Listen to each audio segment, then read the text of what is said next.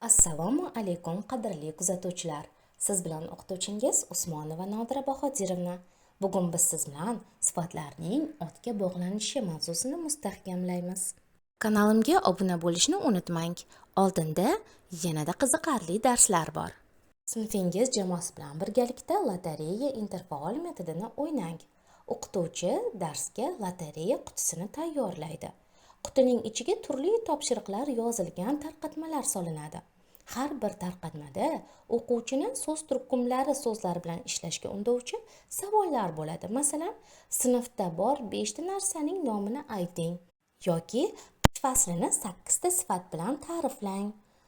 Tartib son ishlatib 3 ta gap tuzing. Yoki qahramon bo'lish uchun qanday harakatlar qilasiz? 5 ta fe'l bilan ifodalang kabi savollar tuzib yozishingiz mumkin. Savollar albatta bu o'qituvchining xohish istagidan kelib chiqqan holatda tuziladi. Tarqatmani qutidan o'quvchi oladi hamda mana shu savollarga javob beradi. Agarda to'g'ri javob bersa, shu o'quvchimiz rag'batlantiriladi. 13-mashqda bir-biridan ajoyib bo'lgan mantiqiy savollar berilgan. Har bir savolning tagida ko'k yozuvda javoblar ham berilgan. Ammo ushbu yozuvlar teskar ko'rinishda yozilgan. Agar ularni o'qiy olsangiz, albatta mantiqiy savollarga javob topa olasiz. Birinchi savol. Yapon aviakompaniyalarining birida samolyotning old qismiga katta ko'z rasmini chizishar ekan. Buning sababi nimada deb o'ylaysiz? Javobi oddiy. Qushlarni qo'rqitish uchun ekan. Fil sichqondan juda katta, lekin u sichqondan qo'rqadi. Nima uchun? Javob esa quyidagicha. Qulog'iga kirib ketmasligi uchun. Agar yulduzlarga durbin yoki teleskopdan qaralsa, ular sariq, qizil, zarg'aldoq, zangori rangli bo'lishini kuzatish mumkin. Nima uchun shunday deb o'ylaysiz? Chunki yulduzlarning rangi ularning haroratiga bog'liq. Ushbu topshiriq menimcha barchangizga manzur bo'ldi. O'ylaymanki, hamma o'quvchilarimiz teskari yozuvni osongina o'qib olishdi. 14-mashqda 2 ta chizma berilgan. Unda ot so'z turkumiga tegishli vatan hamda o'quvchi so'zlari berilgan. Siz mana shu so'zlarga mos sifatlarni qo'ying va so'z birikmasi tarzida yozing. Yozgan so'z birikmalaringizdan 2-3 ta gap tuzing.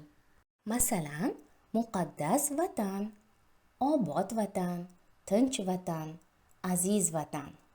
O'quvchi so'ziga tirishqoq o'quvchi, odobli o'quvchi, bilimli o'quvchi, faol o'quvchi deb so'z birikmasini tuzsak bo'ladi.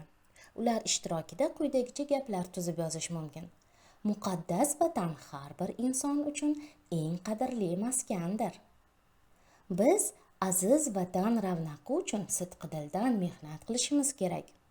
3-gapimiz, tirishqoq o'quvchi darslarini vaqtida bajarib, bilim olishga intiladi. O'zingiz ham mustaqil ravishda so'z birikmalarini hamda gaplarni tuzib yozing. 15-mashq. Jadvalda berilgan qoida va topshiriqlarni to'g'ri-noto'g'riga ajratib, noto'g'risini to'g'riga aylantirib yozing. Ya'ni, avval jadvalda berilgan mulohazalarni o'qing. Agarda mulohaza to'g'ri bo'lsa, tasdiq belgisini, agarda noto'g'ri bo'lsa, inkor belgisini qo'ying. So'ngra noto'g'ri mulohazalarni to'g'rilab, ona tili daftaringizga yozing. Demak, birinchi mulohazani o'qiymiz. Sifat deb qancha so'rog'iga javob bo'lgan so'zlarga aytiladi.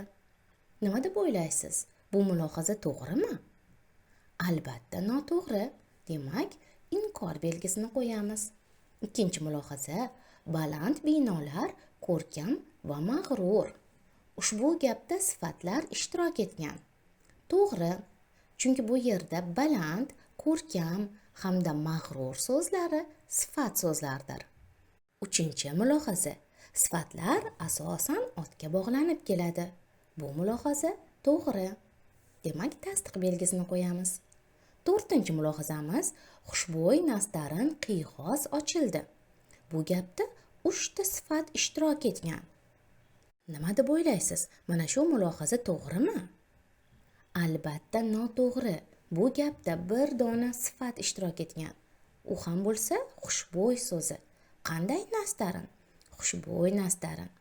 Demak, bu mulohazani inkor deymiz. So'nggi mulohazamiz sifatlar gapda ikkinchi darajali bo'lak vazifasida keladi. Albatta, ushbu mulohaza to'g'ri. Berilgan mulohazalar ichida birinchisi hamda to'rtinchi o'rinda turgan mulohazalar noto'g'ri ekan. Siz aynan mana shu ikkita mulohazani to'g'rilab ona tili daftaringizga yozing. 15-mashqdagi noto'g'ri mulohazalarni qanchalik to'g'riga aylantirib yozganingizni tekshiring.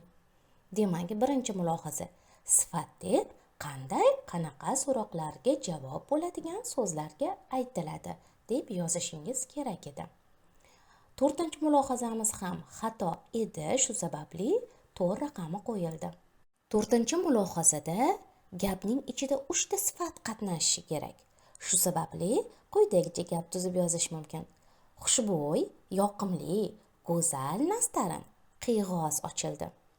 Agarda siz ham shunga o'xshatib yozgan bo'lsangiz yoki aynan shunday yozgan bo'lsangiz, barakalla.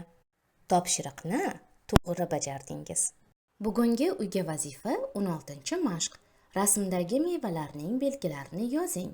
Ular ishtirokida ikkitadan gap tuzib, sifatlarning tagiga chizing. Ikkala meva ham ishtirok etgan bitta gap tuzing.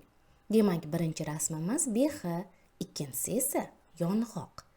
Avval behi hamda yong'oqlarning belgilarini yozib chiqasiz. Behi haqida ikkita gap, yong'oq haqida ham ikkita gap tuzing.